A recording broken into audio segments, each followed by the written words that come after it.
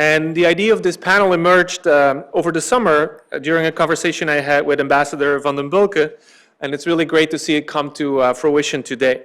So let me begin by introducing the panelists to you. Let me begin with Filip Vanden Bulcke. He is the Consul General of Belgium in New York since 2022. Prior to that, he served as the Ambassador of Belgium to Jordan and Iraq. At the time, he also was a diplomatic advisor to Mr. Alexander De Croo, who's currently the Prime Minister of Belgium.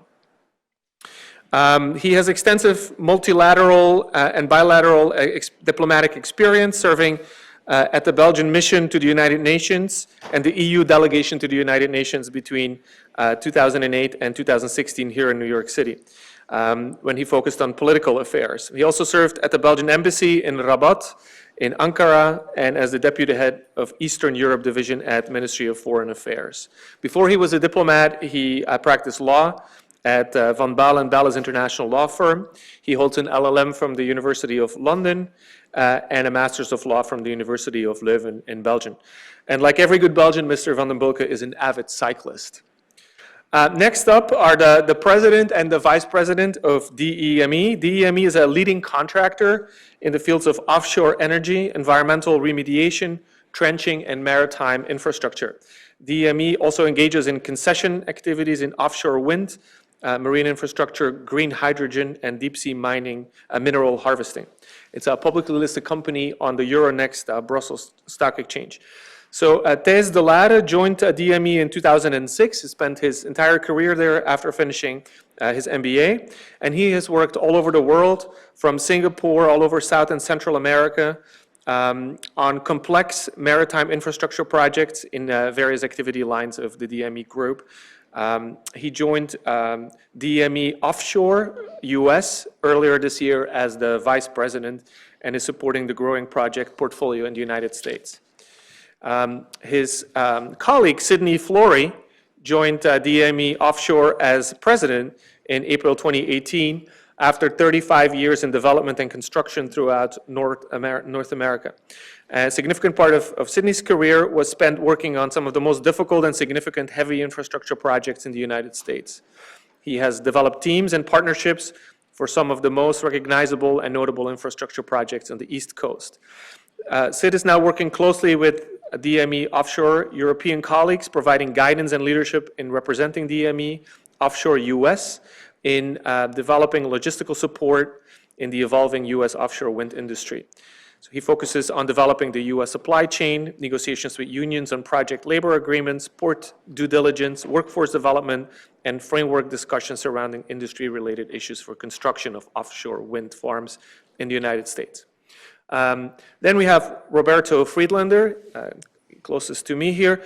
He serves as the Vice President, Investor Relations at Plug Power, where he has been for the past 3 years. Plug's vision is to guide the world to a more sustainable future with accessible, reliable, and cost-effective green hydrogen energy.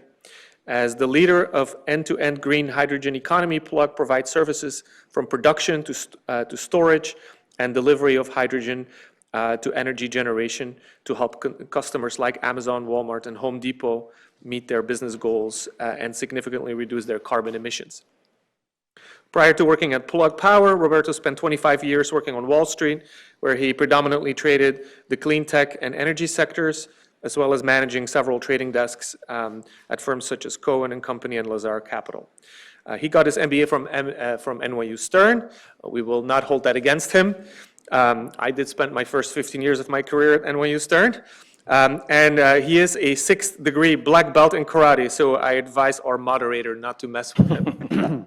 Speaking of our moderator, Patrick Lin, MBA class of 2024, part of the Green Business Club leadership here at CBS, will take it over from us.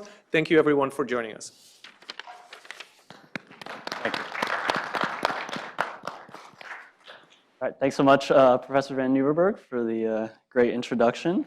Before we get started, I'd like to say a quick few words about A Climate of Change, which is the speaker series that this event is a part of.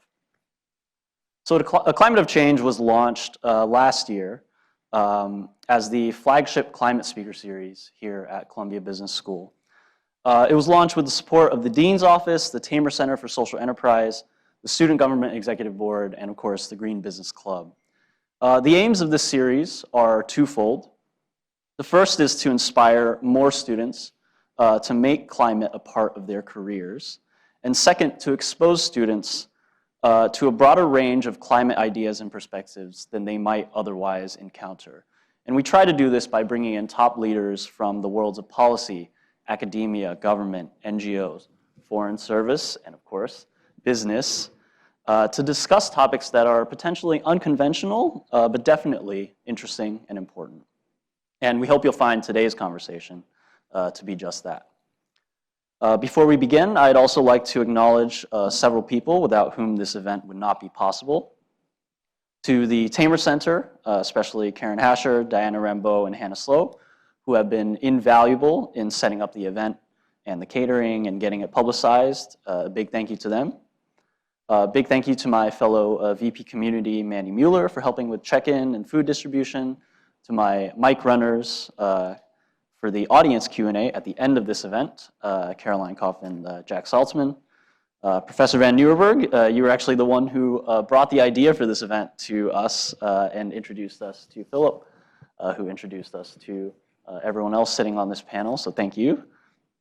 And of course, to our esteemed panelists, Tijs, Sid, Filip, Roberto, thank you so much for being here. Pleasure, thanks. Yeah. So in the intros, we heard a bit about maybe how each of you got to where you are today. But I'd also love to understand a little bit about why you chose the path that you did. So we'll start with Tijs and Sid.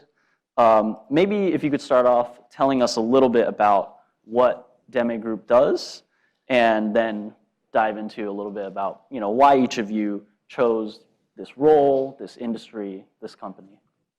Okay, that's fine. Thank you, Patrick. Maybe as for DEME Group, some of it was already mentioned in the introduction as well. DEME Group is a company that is rooted in Belgium, but is operating worldwide. We actually brought some pictures to help you understand. They speak more than 1,000 words, obviously. Some of our work worldwide. So DEME Group operates in several highly specialized fields in the maritime engineering and construction activities. I mean, historically, our group grew on dredging. That used to be our core business. So that would be the deepening maintenance of ports and waterways, land reclamation. But we quickly ventured out into related activities, remediation, environmental remediation, infrastructure activities tied to our maritime expertise. And now, and that's the most relevant, of course, for today's discussion, offshore energy, offshore wind. I think the group has a history of almost 150 years. Today, we are more than 5,000 highly skilled professionals. It's a revenue of close to 3 billion worldwide. And counting on that history and the group of professionals we have in our group, we've been able to build a lot of expertise and knowledge to do what we do best, and that's offer tailor-made solutions for our clients worldwide. We bring innovation, we bring new technologies to solve problems within all the fields that I just mentioned across the world. Maybe particularly on offshore wind. DEME Group has been a pioneer and a leader in offshore wind since 2001, which is over 2 decades, although in the US it's still quite a new phenomenon, and this industry is still growing. It has been around for quite some time in Europe. And here I will do a quick shout out, or at least provide credit to the Belgian government, which is represented by Filip over here, as the Belgian government was an early adopter of offshore wind. And by being an early adopter, it allows us, or at least the DEME Group, to develop and perfect these technologies back home, build that expertise, and then share it worldwide with the geographical expansion that we've seen so far. So I do want to thank and recognize Filip and the government in general for providing that continued support, even as you venture abroad as well, which is evidenced by the presence of the Consul General here today. Maybe as for career, I grew up and studied in Belgium. I knew as I was nearing graduation that I wanted an international career. Joined DEME Group from the start, actually signed up before I graduated. Spent some time in Belgium learning the tools of the trade, and I have been joining in the export story of it for the past 15 years. Joining DEME Offshore in the US, I did that only earlier this year when the offshore renewables train in the US was already fully up and running. And I'm sure that you'd like to hear more from Sid, who actually got that train up and running in the past 5-6 years. So pass it on to you, Sid. Yeah, thank you. Is my mic on? Can you hear me okay? So first of all, I want to thank the host today for having us participate in this extremely important new venture that we're about to embark on here in the United States with offshore wind and renewable energies. My history is I'm a builder, and I like to see things develop through new technologies. And I've been involved, as mentioned earlier, in some of the most difficult, heavy civil activities in the United States.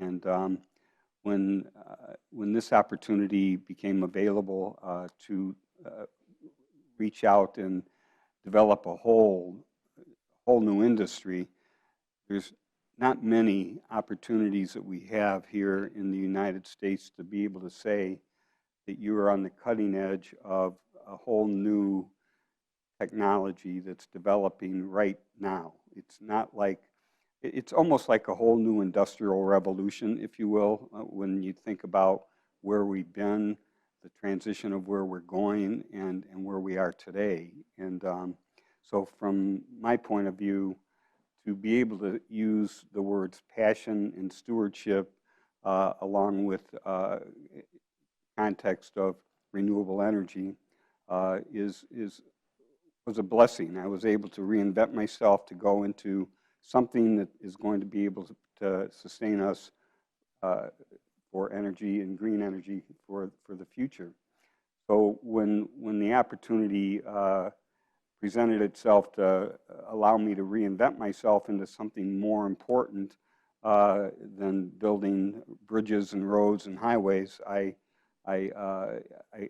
developed the framework over the 35 years in construction by developing a network of partnerships and relationships with unions, relationships with academia, and people that are involved in the supply chain. And so those foundations were the ability for me to help DEME, offshore US, to develop our platform. We, as Tijs had mentioned, this was over 6 years ago we started this, and it was the previous administration that we, as DEME came into the market, we looked and tried to decide, how we were going to sort of work through the processes of developing an offshore wind market with the previous administration not necessarily embracing that. So what we did was take that 2 years before the next administration and utilize that time to introduce ourselves to the market, introduce ourselves as a US company, not a European company, and make sure that the brand was one that people looked at as a company that wanted to do business as we do business here in the United States. So that's why I came on board, and that's what I'm doing right now, working with the supply chain and the ports and the unions, and just making sure that we have a very, very solid foundation. We've been successful. We've been very, very fortunate, and in finding projects that I think fit our profile, and in the profile that Tijs laid out for you earlier in the offshore work. So we're here to have this discussion. Happy to provide any input we can. We're going to receive questions hopefully at the end of this, but thank you for coming. Really appreciate it. Thank you both. I'm going to toss it over to Roberto. Could you tell us a little bit more about what Plug Power does, and maybe why you chose your investor relations role, this green hydrogen industry and this particular company? Sure. So Plug Power is building the world's really first green hydrogen end-to-end ecosystem. So we first really created the market for fuel cells and hydrogen about 10 years ago and targeted the material handling business. So you're thinking large distribution centers, warehouses, the Amazons, Walmarts, Home Depots. We've expanded it out to probably a dozen very large clients within that material handling business. We've had quite good success with that, and really building upon working with those type of clients and customers where efficiency and productivity is really at a premium. So using fuel cells and hydrogen for that kind of industry really fits well. So when you think about saving 15–20% productivity gains in a large area because you're saving fuel downtime, high productivity, and building upon that to now we're a fully integrated company where we're making the green hydrogen fuel that runs through those fuel cells. We're making the electrolyzers that produce that hydrogen, and making that different applications within fuel cells. So building off material handling where you have a fuel cell that's running in a warehouse that can go from negative 30 degrees Celsius to positive 30 degrees, no shock absorbers, and probably putting more hours in a year than you put on a lifetime of your car. It's one of the most harshest environments. So building upon that now, using that fuel cell and building that for on-road vehicles, where we have a joint venture with Renault. We're building light commercial vehicle vans in France, and eventually going to look to bring those from Europe to here in the United States, eventually into heavy-duty vehicles, and then also using fuel cells for stationary power, where we find now from our main customers in material handling that they've ordered tens of thousands of electric vans and looking to put these into the US and charging stations. It just can't be done. And I think it's something that's going to be a big problem the world is going to start to be more and more aware of. How are we going to put all these level 2, level 3 chargers on the obsolete grid, both that's obsolete here in the US and abroad? So we've developed a stationary power fuel cell stack, and this almost sounds counterintuitive, but you run hydrogen through a fuel cell stack to produce electricity to charge electric vehicles because they can't plug into the grid. We're happy to obviously provide those solutions, but really when you think about hydrogen and what we're doing, hydrogen is more than just an energy source. It's really an energy medium, and you can use it for energy storage. And we've now got offices in 5, 6 different continents. We're a global company that's really expanding wildly. From my standpoint, having spent close to 25 years on Wall Street, predominantly trading clean tech and energy, managed a couple of trading desks. I've always had a passion for the clean tech and energy business. I think that's really key. You got to have certainly a passion for what you do and really, really love it. And knowing the landscape for the investors, the financial community, all the players that deal with that type of subsector, the language that's spoken, the nuances, was a big, big catapult in helping me, not just to transition to the job I have now, but really make it a step up, and really becoming best of breed because I know the landscape, I know the investors, I know this street base. But to the company I'm in, it's ironic, and you'll see in your careers, and you should look at every stage really as a step in the ladder, and that there's no mistakes. As long as you've learned and grown from that stage, it takes you to the next stage.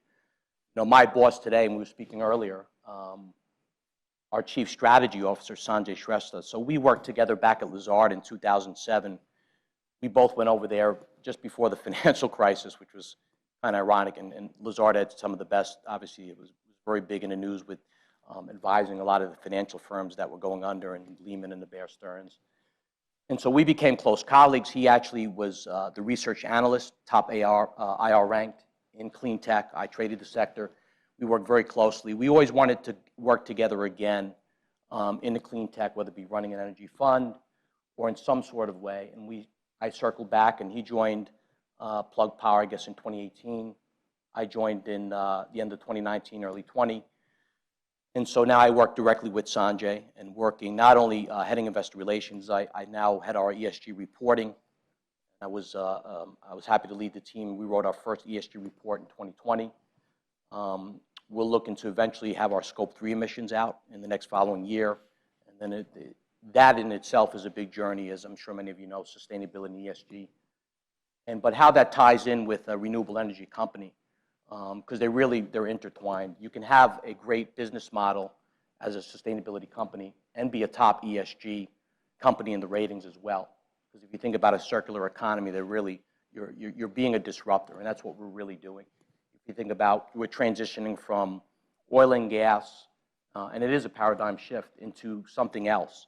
You know, you could almost look at it as transitioning from when we went from oil light to incandescent light bulbs, and then go from horse-pulled cars to electric cars, where we're going to now.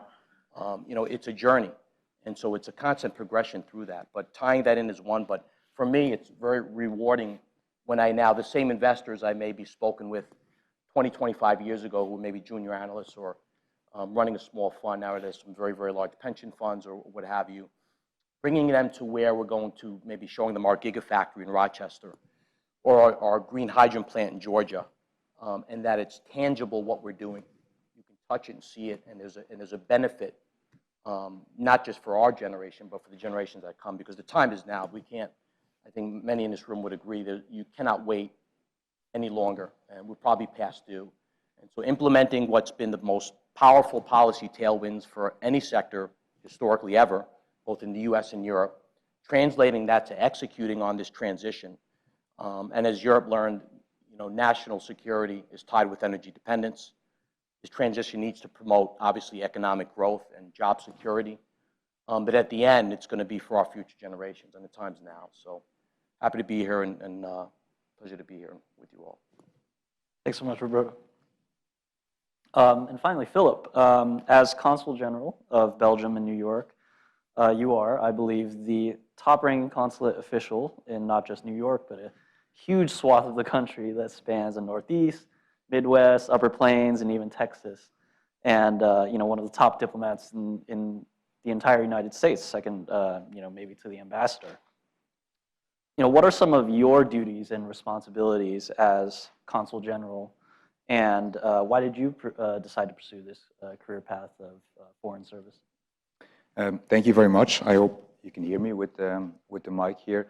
I wanted to thank you, Patrick, and also Professor Van Nieuwerburgh for organizing this event, and it's a real pleasure to be here. I always appreciate interacting with students, and I was very impressed when I walked in here to see this beautiful facility. You know, I wish I had this kind of infrastructure when I was a student back in the day. It looks a lot more comfortable than the seats that I was sitting on back then.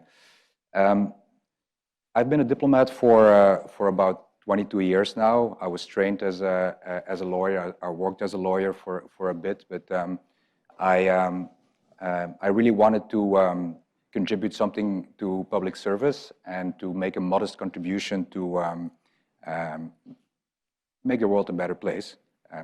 That's a very big statement, but you know, you all need some sort of, let's say, idealism when you start in a job like this. And I've been to a lot of different places, and it's fair to say that my job as ambassador in Jordan and Iraq before coming to New York was slightly different than what I do here these days. But what we work on here is very exciting and important stuff.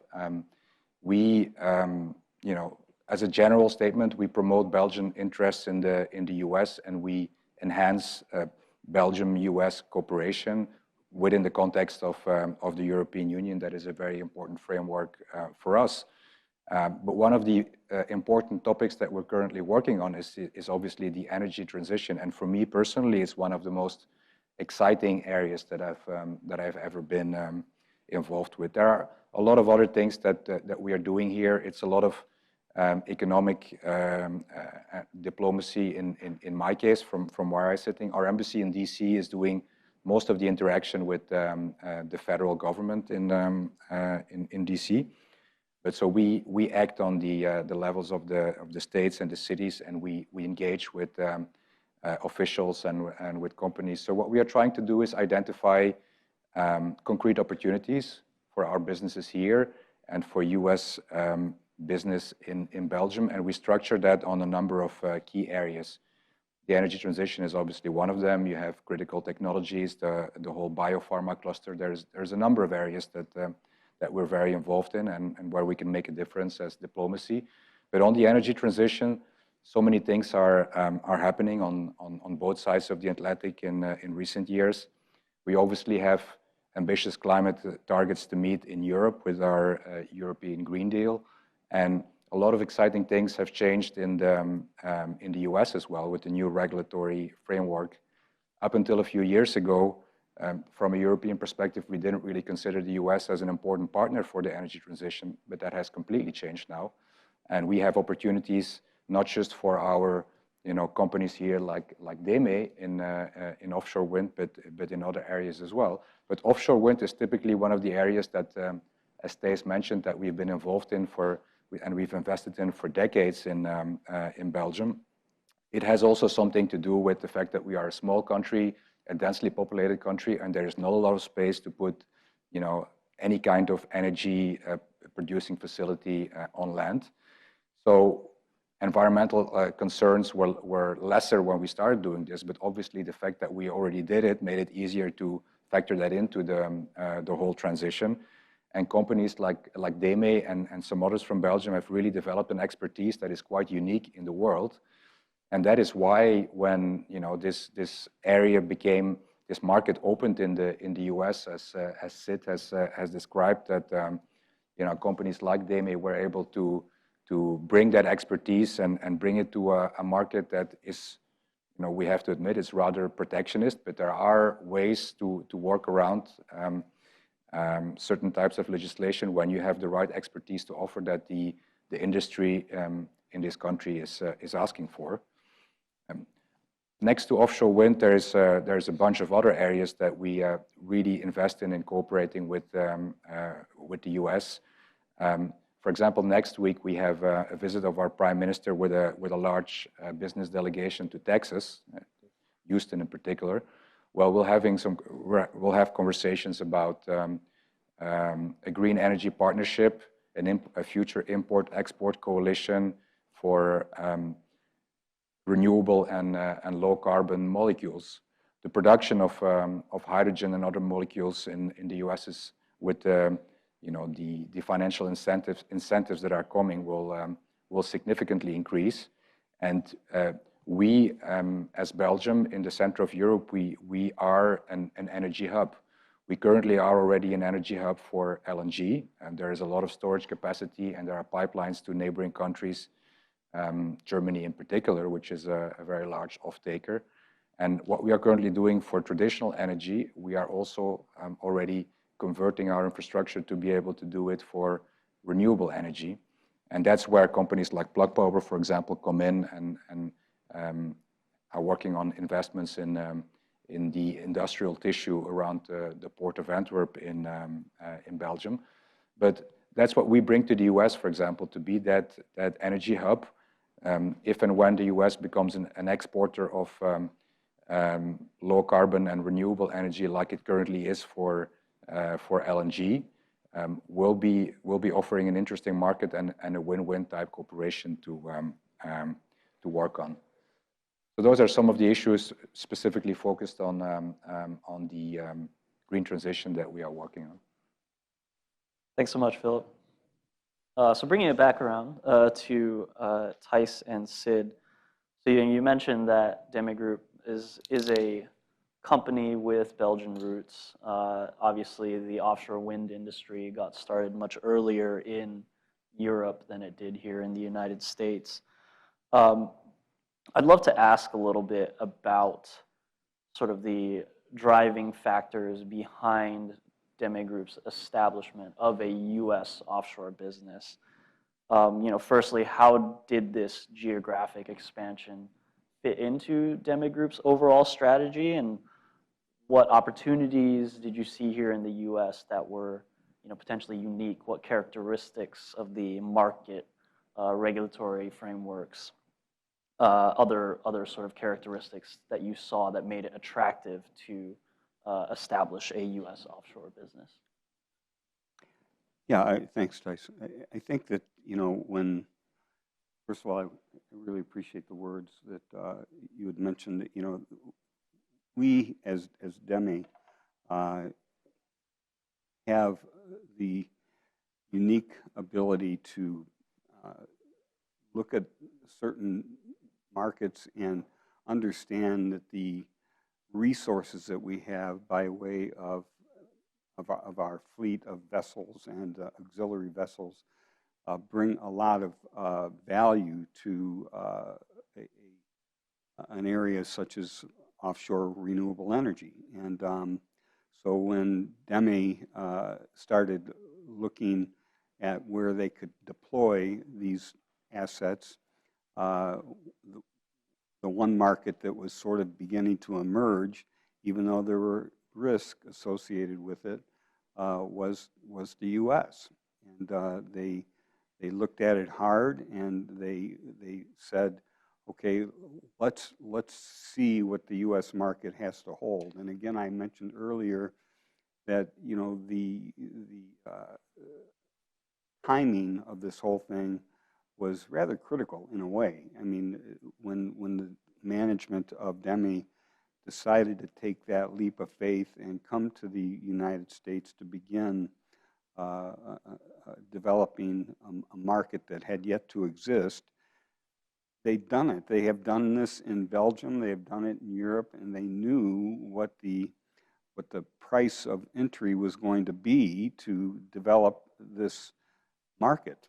And so the word perseverance comes to mind, and I would encourage all of you as you go through your careers to understand that, you know, perseverance is a key word as you continue to develop your own career, and it served DEME well. When we came in, we took some time. We in that first 2 years to understand how we wanted to be looked at, how we wanted to be branded, and we wanted to be branded as a U.S. company, as I said earlier. So there was a lot of challenges along the way with that, and we looked at each one of those challenges and worked our way through them. And you know, technology is a wonderful thing, and DEME Offshore has the assets and the resources to be able to bring it to the United States. And you know, there are certain regulations, I think, that were about to be discussed when you mentioned the issue of workarounds. And so one of the greatest assets we have is our business and our engineering capacity. And when we looked at the U.S., we knew there were going to be some constraints. And one of those constraints was a little-known act called the Jones Act. And so we had to figure out a way to work around that. And we did. We did it through imagination, through innovation, through technology, and through partnerships with U.S. companies. And that opened the door wide for our first offshore wind project, which is the Vineyard Wind 1 project in Massachusetts that has 62 turbines being installed, and just off of Martha's Vineyard. But that couldn't have been done without help from the resources that we brought in from Belgium and the resources that they've already had in place by developing the market in Europe. So we have a great deal to be proud of when we start thinking about opening up our shorelines to people that can come in and help us, and they've done that with the capacity that DEME has and the engineering capacity, as well as the perseverance. We've been able to work down the supply chain and into projects all the way down to Virginia now. So we have projects from Virginia all the way up to Massachusetts that we're working in and on. And so I think that, you know, with all that said, you know, our ability to bring this new market here and create an environment for all of you to be able to take advantage of in the future as you continue to grow is something we should all be proud of. Thanks so much. Yeah. If I may add, I just wanted to pull up this picture to visualize some of the things that Sid was talking about. That perseverance has led to earlier this year, and that perseverance is a work of many years, has led to the first steel for the offshore wind foundations being in the water at Martha's Vineyard earlier this year. And as Sid already mentioned as well, the first towers being erected. I think this was in September-ish, October. As well, there's a lot that precedes these achievements, of course. But I just wanted to pull up these pictures so you can visualize what the end product of those efforts are, and what we mean when we talk about the assets we're bringing in as well. And back up one slide there, Tijs. This slide here is it probably doesn't mean much to you, but it does.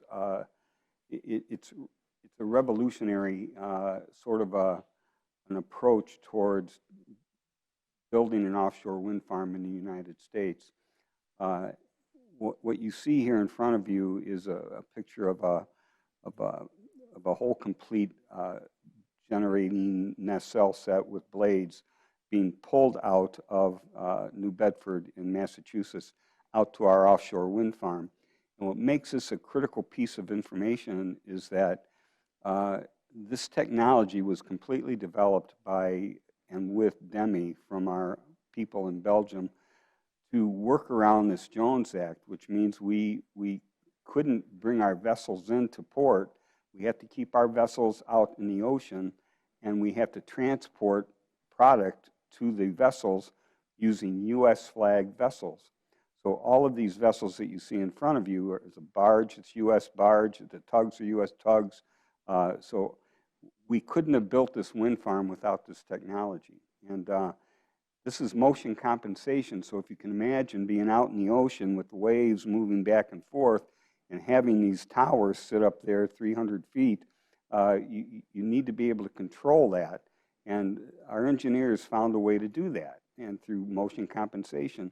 So we're out there installing right now, and this is all related to the Jones Act, the workaround of the Jones Act and the technology required to do that.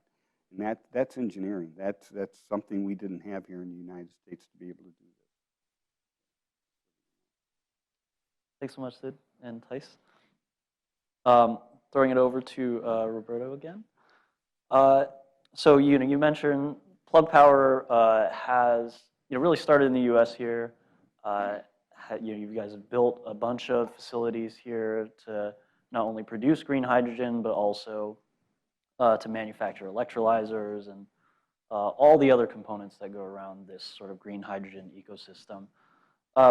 I'm curious to hear from you how you see that expansion into the EU fitting into Plug Power's overall strategy, and what were some of the characteristics of the Belgian market. I know you guys signed an agreement with the Port of Antwerp to produce hydrogen there, as well as the broader EU market. What were some of those characteristics that made it attractive to expand? So like many journeys you go on, you don't know where you're going to wind up being. We didn't plan on, if you look back and, we signed on our first pedestal client, Walmart, back in 2014. We didn't think about becoming vertically integrated. So when Walmart agreed to, okay, we'll try out your fuel cells in the test pilot distribution center. They're 1 million square foot facilities, tremendous inside, and they could feed out 80 to 100 retail centers. We said, great. And they said, okay, you'll supply the fuel also. You'll supply the hydrogen. And we said, okay, great. And then we had to go figure out where we're getting the hydrogen from, right? So the liquid hydrogen market is a very tight market in the U.S. It's only like 325 metric tons a day. So we use now about 20% of it. So we use a lot of it. So we went to the industrial gas companies like the Lindy's, Air Liquide, Air Products, and Messrs. And we worked out supply agreements to supply the hydrogen, which is all today, all green. Oh, it's not green, it's gray hydrogen, right? So it's produced from natural gas SMR turbine. So we contracted to receive that gray hydrogen and then have that shipped over to our pedestal clients. And then we realized through time, it's a very tight network that goes down a lot. And our prices were continually going higher. And we were losing money in this fuel business. So we said, okay, the more we expand, then we signed on Amazon. We signed on Home Depot. And then, of course, it's been Stellantis and GM. And we've signed on a whole bunch of others globally, Asda and Lidl and others in Europe. That the larger we grew, we were growing at about 30, 40% CAGR, that the more money we lost, right? So it's economics 101, it can't continue. So we said, okay, we have to make our own fuel and bring that in-house. So we acquired a company called United Hydrogen, and so that came with a team that was the only non-industrial gas company to produce hydrogen and produce liquid hydrogen, which is very, very difficult to do. So we acquired that 10-ton per day plant. And then we said, okay, we need to produce more of these plants, and we expanded on this vision originally of 100 metric tons a day through 5 plants in the US to now 500 metric tons a day by 2025, which will probably be over 10, 12 plants in the US. Green hydrogen is what we're looking to do, produce from an electricity source coming from a renewable energy source. Run that through our electrolyzer, which we now produce, and then you put that through a fuel cell. That's really the only end-to-end zero carbon solution from wells to wheels, as you would say. So then the natural progression from that was, okay, use that fuel cell now into why not use it for vehicles, on-road vehicles? Why not use it now to provide prime power, to go into stationary power, for airplanes and infrastructure? And we have a partnership with Airbus to produce hydrogen infrastructure in a major U.S. airport, which we'll be talking about more shortly. We have a partnership with Hyvia, which is Renault, to produce light commercial vehicle vans. Partnership with SK to produce stationary power in the South Korean peninsula, where SK has a host of refineries and chemical plants. So you find out that hydrogen is in everything. It's used in green steel, it's used in concrete, it's used in so many different chemicals and fertilizers, et cetera, et cetera. So for us, then expanding that, once we got vertically integrated, using that same model here in the United States, bringing that to Europe. And the first step was really what helped us a lot. When you look at Europe, it's a much different landscape, and you need boots on the ground per se. So having that partnership and finding the right partnership is like having the right relationship with a spouse or a significant other, right? It's got to be a good culture fit. It's got to be beneficial for you both, and it has to fit. So Renault, it fit really, really well, and they have the service network. They're top 3 in the kind of middle market delivery van segment in Europe. And so adding on to that joint venture on the production of that vehicle with them, and then building infrastructure around that to provide green hydrogen in Europe. We've had a partnership with Acciona, so we're producing a 15 metric ton per day plant in Spain, Portugal, where there's abundance of solar. We're building with partners with the Belgian government in the port of Antwerp, second largest port in Europe, where it's probably the largest chemical cluster within that 500-kilometer radius. We're building a 100-megawatt green hydrogen plant that'll be online by the end of 2025, and we're building 3 green hydrogen plants in Finland, and we've expanded our material handling business to multiple players in Europe. Like I mentioned, Lidl, Asda, Freeze Pack. So it was a natural progression for us. And then prior administration, so you look at 2018, 2019, the U.S. has really fell way behind Europe and the world in a push for renewable energy and energy transition. And so the Green Deal that Europe came in 2019 certainly gave a big push to renewables in Europe. And then that was followed on by multiple other layers, which have been good but somewhat problematic in Europe, whether it be Repower EU, the Hydrogen Innovation Fund, and these other strong policy tailwinds. So that created another kind of problem for us, but the tailwinds for policy have never been greater in Europe. There's huge sponsorship from governments like Belgium, and then when you look at governments like Norway, France, very, very firmly behind energy transition, adding bankability to it, which is something that probably a lot of those in Columbia Business School, if you can work in and find out the bankability financial solutions in this next energy transition and how to make these bankable. You'll have a job for the next 20 years that'll pay you really, really well, because that's a big problem. And having bankable PPAs and power purchase agreements. You know, you have to now, in many parts of Europe and still in the US, you have to have a bank guarantee so that you're buying that power from that renewable operator and that they have a guarantee they're going to be paid. And only countries like Norway and France currently back those and say, okay, we'll back that PPA agreement. Where otherwise it's problematic for a company that's growing and that's just starting up, or even that's in kind of middle stages to bank that and to pay for that power purchase agreement. So, you know, there's still a lot of policy that needs to be ironed out. And here in the US, we're still waiting on guidance from Department of Treasury for how the production tax credit, where you'll receive $3 a kilogram for each green hydrogen kilogram you produce. So we're still waiting around for guidance, but you know, there's the Infrastructure Act, which has produced these hubs. In the United States, we're a part of all seven of the hubs, 5 intimately as corporate partners.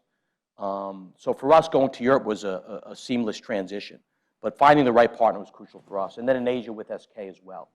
SK obviously, you know, one of the biggest conglomerates in South Korea, but also their ties into Vietnam, into China, and stationary power, like I said there, with their fleet of refineries and chemical plants, taking that byproduct hydrogen that comes out of these chemical plants, putting that now through a fuel cell for us that's producing stationary power, put that power back into the grid.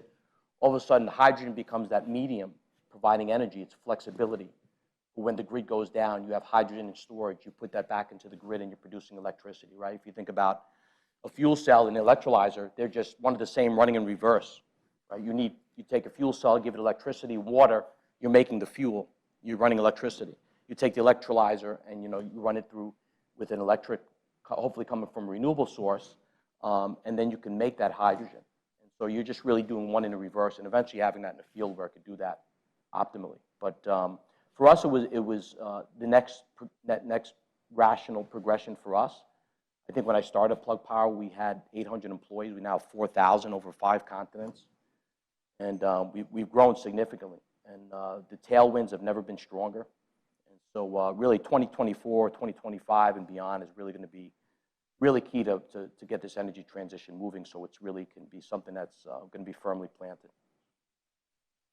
Thanks so much, Roberto. And to Filip, you occupy a really unique position, being able to see these energy transition activities on both sides of the Atlantic.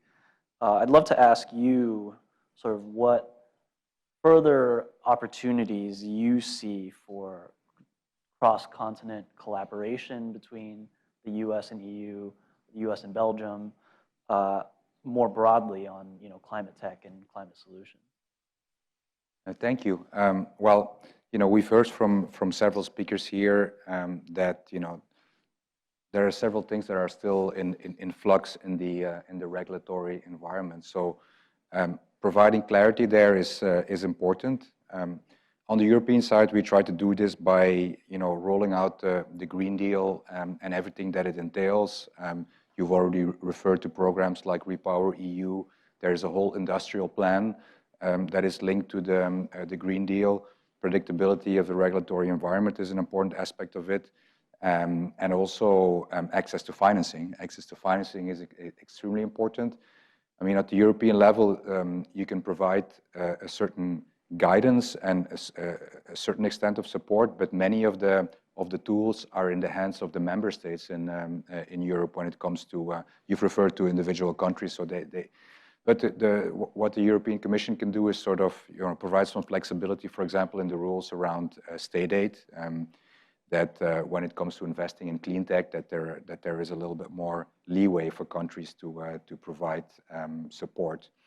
But when it comes to the cross-Atlantic cooperation, I mean, if you look at the bigger picture, the US and Europe are really the strongest strategic partners that you can imagine on many different levels. We have another war in Europe at the moment with the war in Ukraine that we never thought would happen again on our continent. And you see that that security alliance with the US is really extremely important. Europeans have been certainly too complacent when it comes to security in the broader sense of the word for many decades, and we've had a rude awakening, and we're extremely lucky that we still have the transatlantic alliance and NATO as its security anchor. But security is much broader, obviously, than hardcore security and preventing wars. It's energy security is an important aspect of that partnership. Energy security is a key component of national security. So the US is in a very different position than Europe, obviously. The US is completely self-sufficient and is a net exporter of energy. So it's a much more secure position than Europe. We've done a lot of work to diversify our supply, reduce energy consumption, and so on.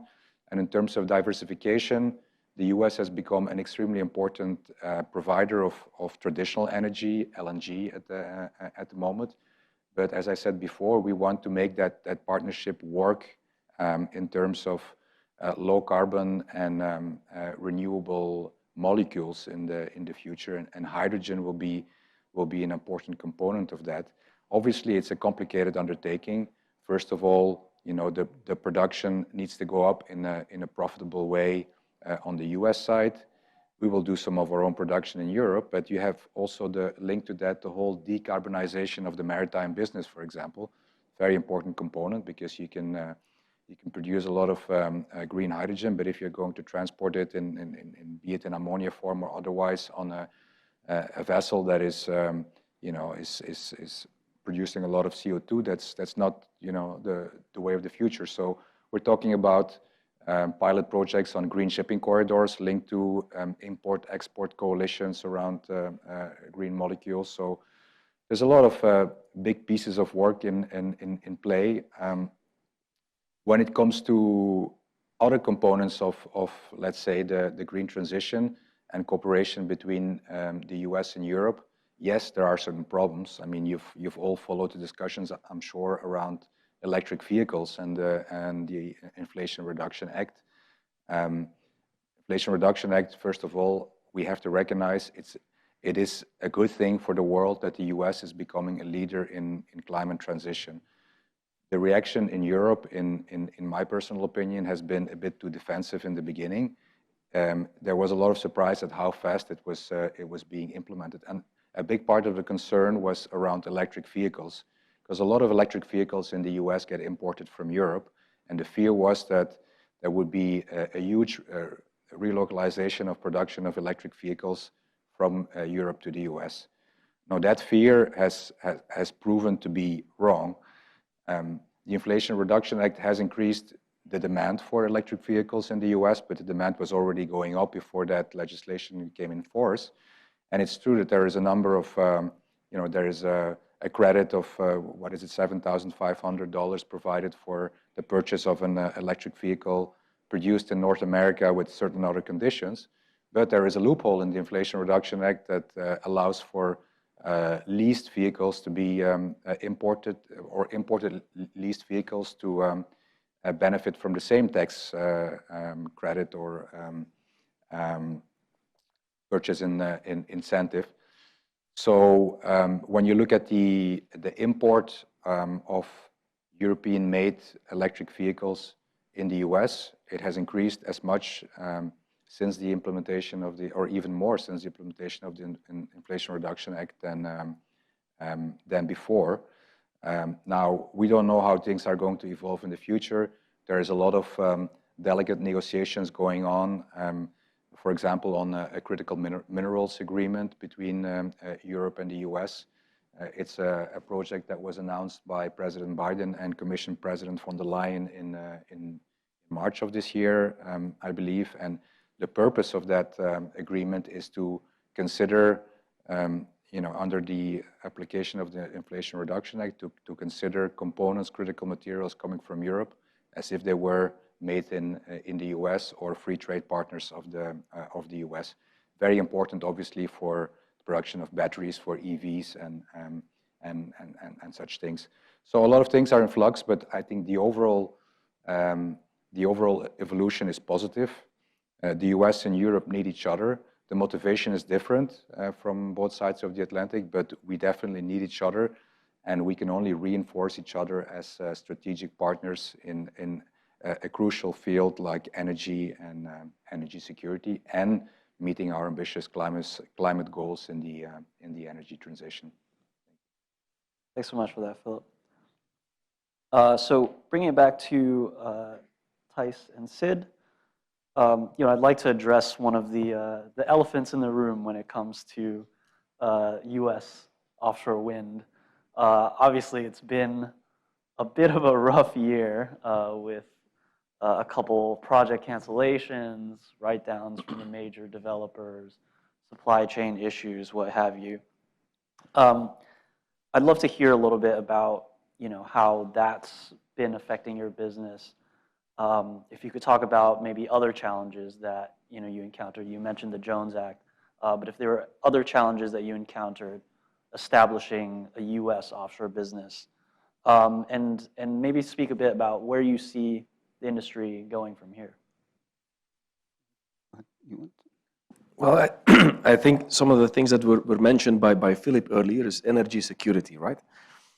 If you think about renewable energy security in the United States, it all comes back to the bankability and the timelines and the support you're getting from the government as a sector as well. When I say this, I'll explain a bit more in detail what I mean with this. When developers are bidding for a lease area, they kind of lock in their offtake prices, the purchase power agreements, and the first sets, let's say, of lease areas have been awarded with very rigid conditions. This is followed by rather long permitting processes for the developers until they reach the point where they can do a financial close, take their final investment decision, which is followed by the construction phase. This is typically where we come in, the engineering and the construction phase, which is then followed by the first revenues for the developers. And that is quite a long time span. I think a lot can happen in that time span. I mean, the developers signed their agreements in 2016, 17, 18. Since then, we've seen a global pandemic. Since then, we've seen a war in Ukraine, which was also mentioned earlier, that has sent supply chain shocks throughout the industry. That obviously affects the outlook of the business plans of the developers. And bringing it back, so what could help there, of course, is convincing the government that these permitting timelines need to be shorter, which will be much more beneficial for the business plans. And of course, allowing a bit more flexibility for the developers who are our clients, to be clear. As for the local US industry, to make sure you have a reliable or security in the renewables energy sector in the US, one great way to de-risk it is to have a local supply chain. To have a local supply chain, you need companies willing to invest in a local supply chain. To be able to invest, you want a clear pipeline, you want some security on your pipeline. This is again the developers, knowing that when you invest a couple of $100 million in a production plant for components for these offshore wind farms, that you'll have an offtake for them. And this is today a bit indeed shaky. My personal opinion is that this is certainly not the US steering away from offshore wind. It may temporarily, let's say, shift. There may be a timeline shift in what is happening when, but this will continue to come, and that is very clear. I don't know, Sid, what you want to... Yeah, I think, thanks, Tijs, good explanation. I would also add that, when you're looking at I go back to technology most every time, and,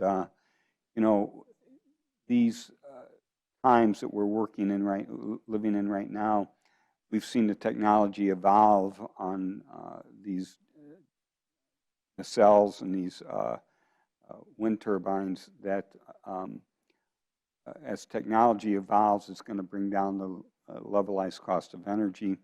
And I think everybody was sort of hit by the issues of inflation and interest rates, and crippled some of the projects because they were bid with a rate that they couldn't, that wasn't sustainable. So yeah, there has been some troughs along the way, but the projects that are out there right now that we're still working on and still developing are strong, and they have the capacity to produce opportunity for the continuation of offshore wind. There's going to be some, hiccups along the way. There always are, and in this particular case, as far as DEME is concerned, we've been able to look at the industry and help the industry along through what I consider strong technology and helping get that levelized cost of energy down, and that'll continue to evolve. And although there's going to be some pitfalls there as well, the evolution of these projects, there's going to be some that don't get started the way we want them to, and others that are ramping up. Right now, there are other projects that we didn't think would be coming that are now showing up again on our radar screen. So, I think there's going to be peaks and troughs here, but in the end, you're going to see a whole new industry evolve offshore that's going to produce, energy for our country that we had never even dreamed about 4 or 5 years ago. So I'm optimistic about that. Thanks so much, Sid and Tijs. So over to Roberto. So obviously, there's been a lot of exciting traction with everything that's been happening with Plug Power in Europe. I'd love to hear a little bit about what, maybe some of the challenges that Plug Power encountered when it was setting up these joint ventures in Europe, expanding over to Europe, and maybe speak a bit about where you see the green hydrogen industry evolving in Europe and here in the U.S. So, one of the two very different policy approaches. If you look at the United States and Europe, and we were talking beforehand, the United States has a big incentive program, right? It's very carrot-based, if you would. Rewards, just like if you look at, say supply side economics, there's the production tax credit, there's the investment tax credit. And really, these have kind of just morphed from what they were from the wind and solar business from 2007-8 to where they are today. To help that commercialization of that, whereas Europe looks more towards building framework and rules, more stick-based, if you would.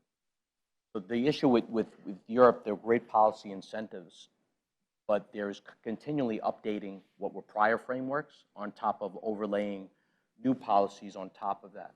And so it becomes this more convoluted process that winds up leading towards what are very long lead times and permitting times. That's a big problem. We didn't have that problem because we had great sponsorship at the Port of Antwerp with the Belgian and the local governments there and the local port. That was instrumental in helping us cut those lead times and permitting. But that's a big problem in most of Europe. Also mentioned, again, going back to bankability and financing, there's the Hydrogen Innovation Fund, which is great. I think it's currently 800 million euros and will be another 2 billion plus sometime in 24. Applying for this is a multiple 300-page document that you need outside parties to help opine in and build this outwards. That could take 6 months plus. Not every company has the resources to do that. So the funds are there. It's how do you get them then? And the framework's there, but how do you maneuver through all these? You have to bob and weave through all these different frameworks, and different states have different policies. Like you've got, like I mentioned, great sponsorship because you've got backed PPAs from Norway and France. In other states, you need to have these backed and guaranteed by banks. That's a big stopping point. For us, we're looking at really replicating what we've done in the U.S. So we've really been working on building our service network out the last two years in Europe. We've got a great service network in the U.S., something like 400 service techs over multiple regions. You've got to have that infrastructure and that service intact first, and we build out manufacturing in Germany. We build out our service network, and now building the green hydrogen plants, looking at that in kind of 2 stages. At the end of this, what's instrumental in really bringing this to the forefront is adding pipeline to the mix. So the first stage is like at the Port of Antwerp. We think about these Tier 1 plants being up to 100 metric tons a day.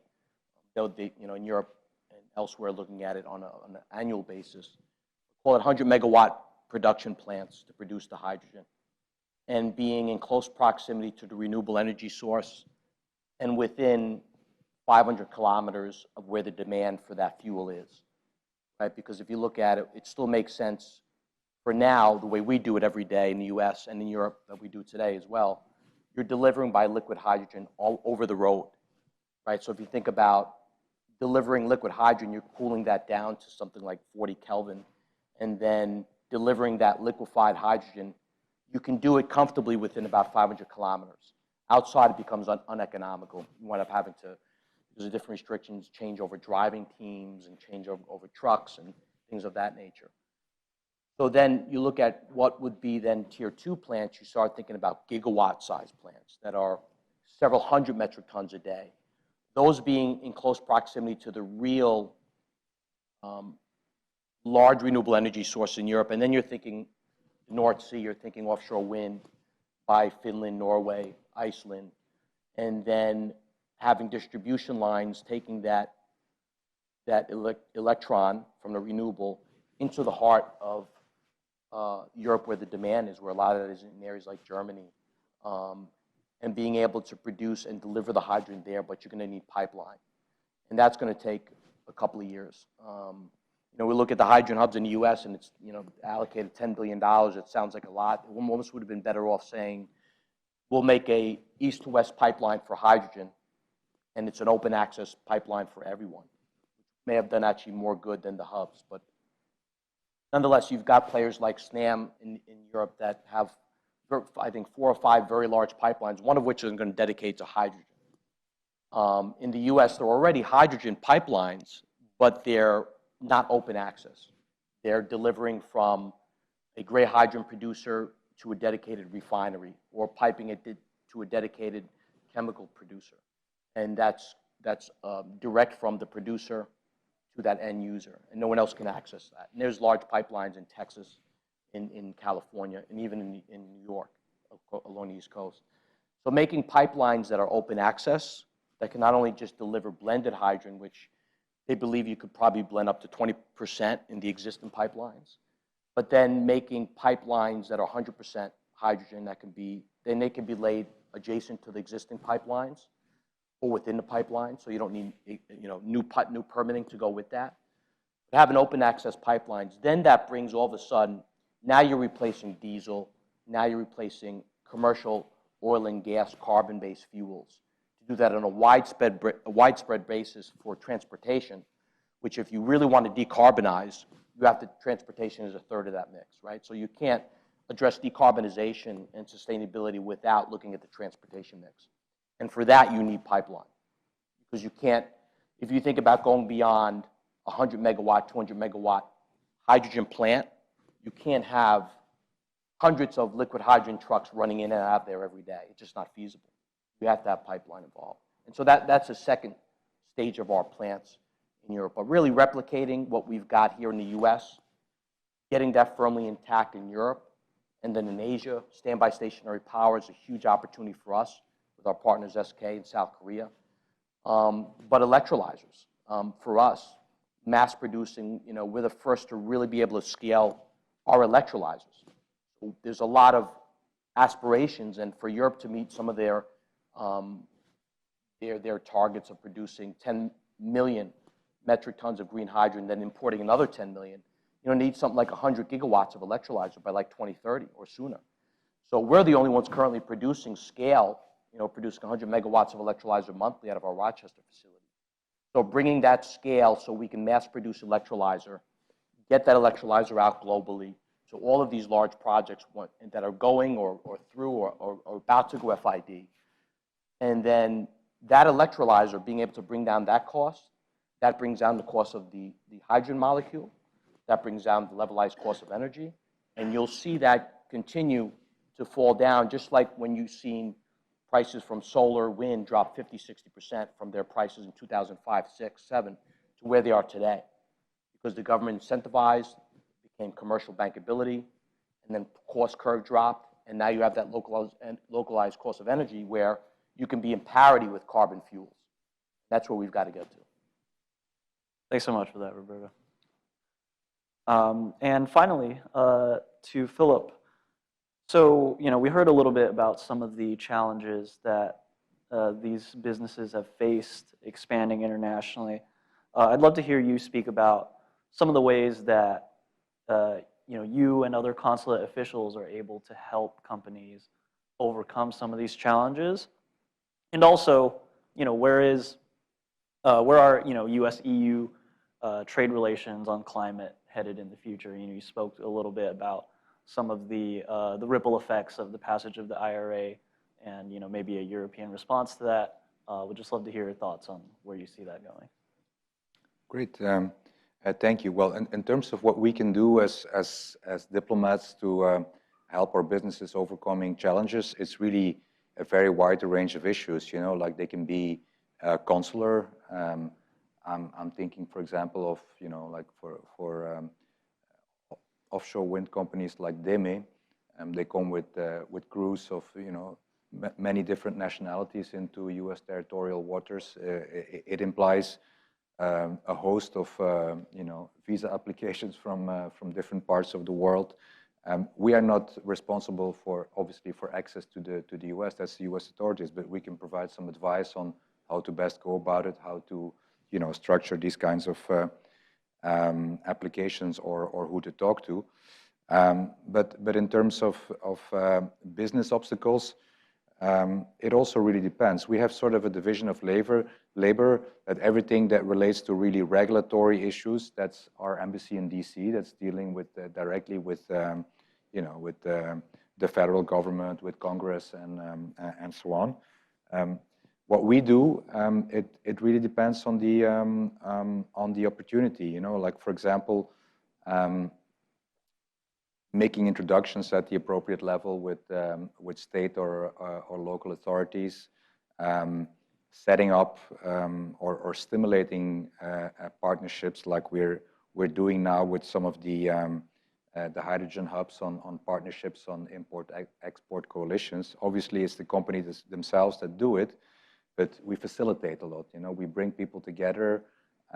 We make them see what kind of opportunities, what kind of partnerships they can build out. And if they have particular questions for us, like can we provide any kind of advice, we're happy to do so. So it also depends on the size of the companies. Like multinational companies, big corporations, they don't really need us as diplomats. They have their own channels. We're mostly dealing with, Belgium is an economy of, let's say, medium-sized companies. When you're talking about businesses that are present abroad, and there, depending on what the issue at hand is, we can try to help. In terms of the EU-US trade relations on climate tech, I think they're going in the right direction. The fact that we have now regulatory environments that are aligned really helps a lot.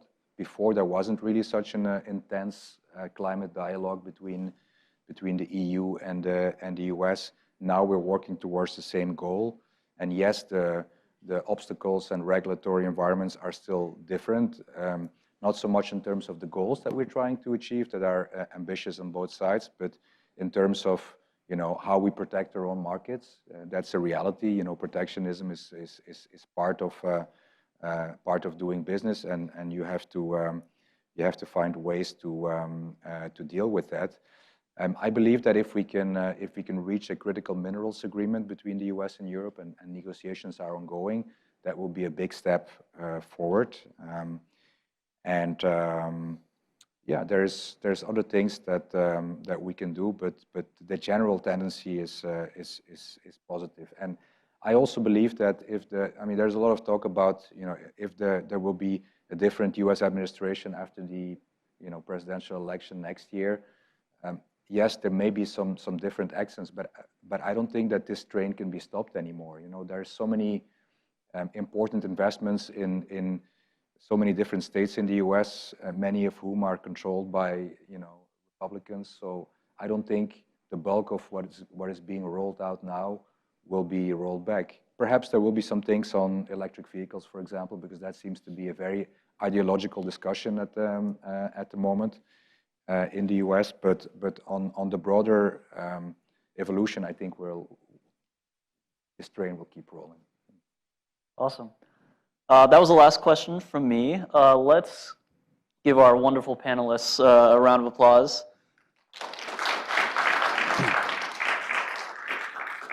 And we'll open up to questions from the audience.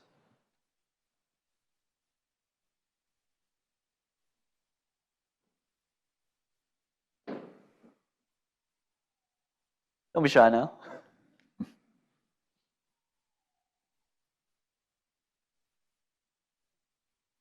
Hey guys, thanks for coming here. There's a lot of talk in the United States right now about domesticating our supply chain to sort of de-risk against geopolitical rivalry with China. As a consequence, that might raise the project costs or even the cost of capital for some of the energy transition initiatives that we have. Maybe this is a question for Filip, but sort of what is the European perspective on that choice? Do you think it's necessary, and does it endanger sort of the durability of the energy transition broadly?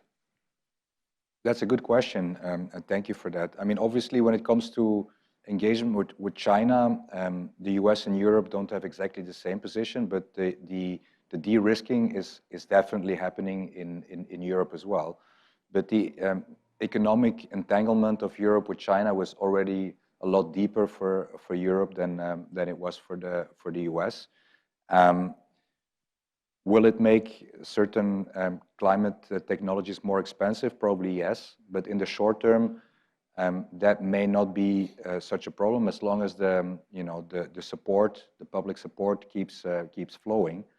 Once you discontinue that and you go back towards full free market conditions in the climate tech industry, that may become a problem. But in Europe, for example, you still see a lot of Chinese components in different areas related to the green transition. I mean, I don't think that there is many solar panels that are produced in Europe anymore because there's just no way that production can compete with China. But solar panels as such are at least from our perspective, not being considered as problematic as certain other technologies could be. Yeah, I think it's a political choice that both the US and Europe have made and will have to bear the consequences of in terms of what kind of support you provide to your industry for some time to come. It's not just with climate tech, right? You see it in other industries. You see it in the whole semiconductor business and some other critical technologies. So we certainly are on the same page when it comes to de-risking critical technology.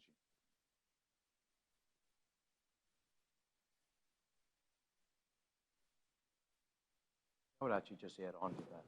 What we saw the last couple of years really was a crucial exercise that companies really didn't go through.